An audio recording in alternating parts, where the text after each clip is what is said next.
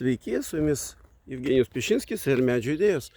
Ir dabar prieš darant tą stogą reikia patikrinti tą vadinamą betoninio murloto lygumą. Tai vat mes tą darom su lazeriniu, vienu žodžiu, rotaciniu lazeriu.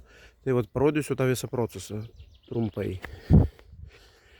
Tai vat išstatomas lazeris, jis dabar sukasi, įjungiame gaudiklę ir einam link tikrinimo. O čia vat aš dabar užstatau ir jinai rodo, kad reikia kelti į viršų arba į apačią. Fiksuojam čia į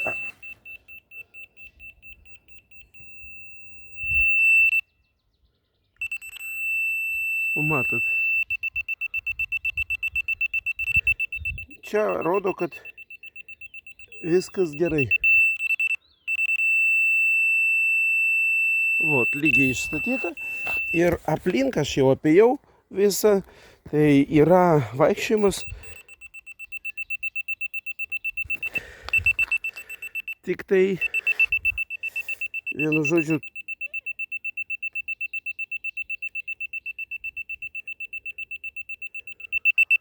o į viršų reikia kelti.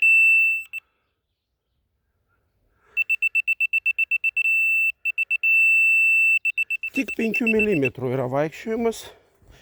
Tik 5.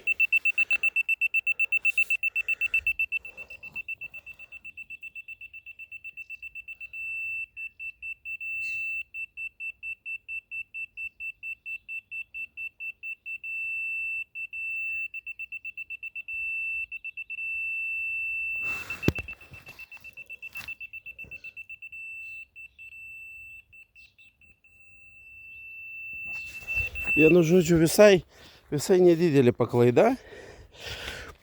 Galima su ją dirbti.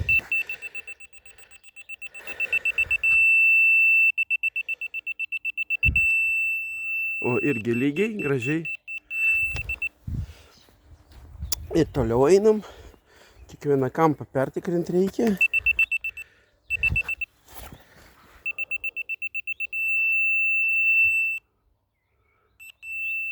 O matot, lygiai gražiai. Gaunam, kad čia viskas gerai. Tas pats. Čia žiūrim. Ot, čia tikrinam. Išstatom.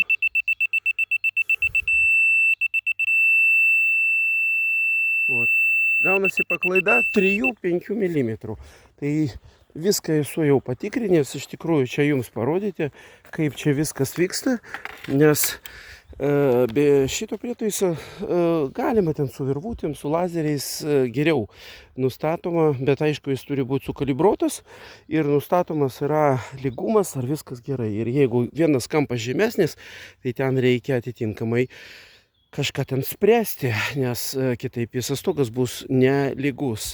Ir jeigu vienas kraštas tu taip vizualiai ant stogo nepastebėsi.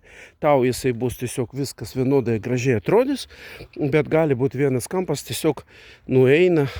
Pas mus buvo atveju, kai buvo nuėję ir pats didžiausias tai 7 somai, bet tokie minimalūs tai centimetras, 1,5, 2.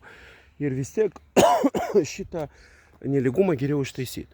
Nes paskui su to nelygumu sunku yra kovoti. Aišku, yra procesų taisyti, sakysim taip. Bet yra procesų skirtingų. Vieni, tarkim, aš daugiau atveju dariau su pakištukais. Jeigu yra ant tos vijos labai didelis spaudimas, tai geriau daryti juos obliavimą.